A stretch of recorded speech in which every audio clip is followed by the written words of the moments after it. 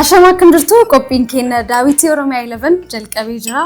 Har'a keessummaatu jira jedhamee keessummaaf qophaa'ee dhufus production teamiin Daawwitii Oromiyaa 11 si'iif gaafii qabna. Torbee kanaaf gaafiiwwan simatu deebisa jedhamee gaafiiwwan keessanii fi gaafiiwwan namoota hedduu deebisuudhaaf asitti argamee jira. Gaafiiwwan keessanis kan jidduutti deebi'u jennee yaanna. Nu daawwachaa yaada qabdan nu biraan gahaa waliin turaasiniin jedha. Team production gaafiin keessan umriin kee meeqa yoom heerumta taanaan hin deebisu sanii achi garuu gaafiiwwan keessan hunda deebisuudhaaf asitti argamee jira. Nu daawwachaa nu waliin turaan immoo affeerraa kennaa ansittiin ajjeeti.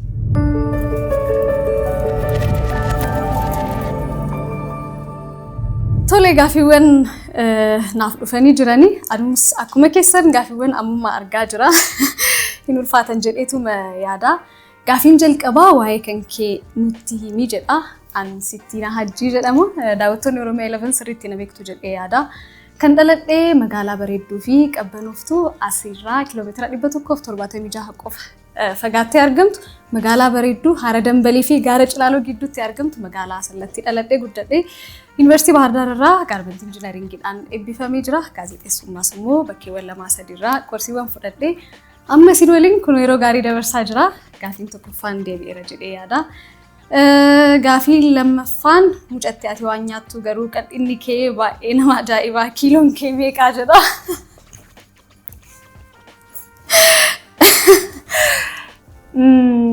Kiiloon kiyya meeqa? An dhugaa dubbachuudhaaf uumamumaan qal'oodha jedhee yaada. Furdadhee waan hin beekneef kiiloo kiyya himuuf natti ulfaata waggoota dheeraadha erga kiiloo kiyya laallamee garuu 43 irra waan darbuudhaatti hin fakkaata. Gaafiin inni sadaffaan inni kiiloo kun garuu xiqqoo na tuqee natti fakkaate. Gaafii sadaffaa kana dura garuu buna dhuguu banaa wayya xiqqoo. Gaafiin ulfaataa deemuun oolu.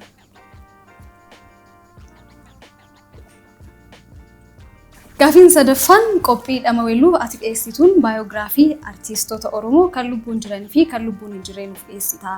Seenaa namoota lubbuun jiranii yeroo hedduu hin haasa'amu. Ati sababa qabdaa jedha. Dhugaadhaan nuti akka sabaatittis akka biyyaatittis namoota lubbuun jiranii galateeffannu. Erga isaan darbanii bakka isaan hin arginetti waa'ee isaanii yeroo baay'ee haasa'aa oolla. Kun immoo sirrii miti jedhee namoota yaadu keessaa an tokko. Namoonni osoo lubbuun jiran osoo hojiin hojjetaa jiran hojiin hojjetaa jirtan bareedaa itti fufaa jechuunis gaariidha. Namoonni immoo waan hojjetan irratti yeroo akka saamileen kennamuuf hojiin hojjetaa jirtan gaariidha gaafa jedhaman sirriitti ondatanii hojii biraatiif kaka'u. Anis kanumarraa ka'eeti weellistoonni Oromoo lubbuun jiran ogeeyyiin waloonni walaloo fedaloo hojjetan kanneen immoo daayirektarummaadhaan ogummaa garaagaraatiin hirmaatan galateeffachuudhaaf qophii dhama weelluu jedhu kan jalqabnee fi akka kiyyaattis akka Oromiyaa 11ttis namoonni hojjetaa jiran akka sirriitti jajjabaatanii hojjetanii faayyaannuuf qophiin kun hojjetamaa jira. Isinis immoo jaalattaniirtu yaadota keessan nu biraan gahaa jirtu. Kanaafis galatoomaas waan isin jedhee gara gaafiitti aanutti deema.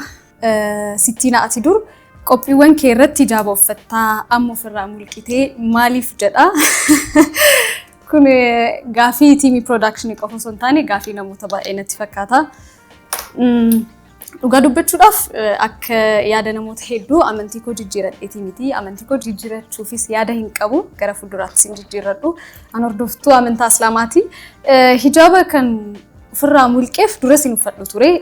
Yeroo yuunivarsiitii seenuudhaaf ji'oonni tokko lama na hafan uffachuu barbaadee uffadhe malee isa duras nama hijaaba uffataa ture hin turre. I wish osoo hijaaba sirriitti uffadhee nama amantii ta'ee garuu hojiifis sirriitti naa ta'uu didee nama hijaabaan guddates miti. Garuu jalqabaatitti deebi'ee malee waan godhadhe ofirraa mulqee hin qabu. Gaafiin keessan isinii deebi'eera jedhee yaada. Gaafiiwwan ulfaataa deemaa jiru. Amma yaaddeessaa ta'aara. Gaafiin inni biraan heerumteertaa jedha. Gaafii kan abbaa kiyya obbo Hajjii Galatootu erge fakkaata. Mootiin production keessaa namni jaalalaaf na yaade jira. Hin heerumne. Yoo hin heerumne ta'ee hiriyyaa hoo qabdatu itti aananatti fakkaata. Hiriyyaas hin qabu. Namoonni waan heerumaniif yookaan immoo erga yuunivarsiitii irraa eebbifamnee baaneen booda maatiinis namoonni hedduunis akka heerumnu barbaadu. Garuu immoo nama dhugaan jiruudhaaf nama barbaachisu gaafa ta'e gaafa nama bultiifis jiruufis fuulduraafis abdadhu gaafa argadhu heeruma ammaaf namni akkasii na biran jiru garuu yoo jiraateef isin beeksisa ammatti ni rumee hiriyaa sin qabu. Gaafii sadhumaa ta'uu qaba ka itti aanu. Baayogiraafii namootaa hojjechuuf sa'aatii meeqa sitti fudhataa jedha. Dhugaa dubbachuudhaaf baayogiraafii yeroo qopheessu sirriitti yeroo fudhadhee waa'ee nama sanii beekuudhaaf afgaafiiwwan inni kenne yoo danda'e hunda isaanii ilaaluudhaaf yaadota garaagaraa barreessaa jechoota isaanii sirriitti dhageeffadhee wanta isaan jedhan irraa namoonni immoo naannoo isaa jiran naannoo nama sanii jiran maal jedhu waa'ee nama sanii yaadota isaan qaban sirriitti kaasuudhaaf yaala. Sa'aatii qabadhee taa'ee barreessee waan hin beekneef sa'aatii kana jechuu hin danda'u garuu guyyoota natti fudhata. Waa'ee nama sanii sirriitti qorannee kun wanta dookumentar ta'ee seenaaf ta'u waan ta'eef yeroo sirriitti itti fudhadhee hojjechuudhaaf yaala. Kanaaf hagana jedhee yeroo kaa'ee hin beeku garuu guyyoota natti fudhata. Waa'ee nama tokkoo sirriitti qoradhee isin biraan gahuudhaaf. Kanaaf isinis jaalattu natti fakkaata. Carraa kanaan immoo ilaalchi jireenya keessa nuuf deebisi gaafiin jedhus dhumarran jira. Tole gaafii kana deebisuudhaaf waa'ee jireenyaa nama gorsuudhaaf jireenya hagas mara jiraatamee jira jedhee yaaduu hin qabu.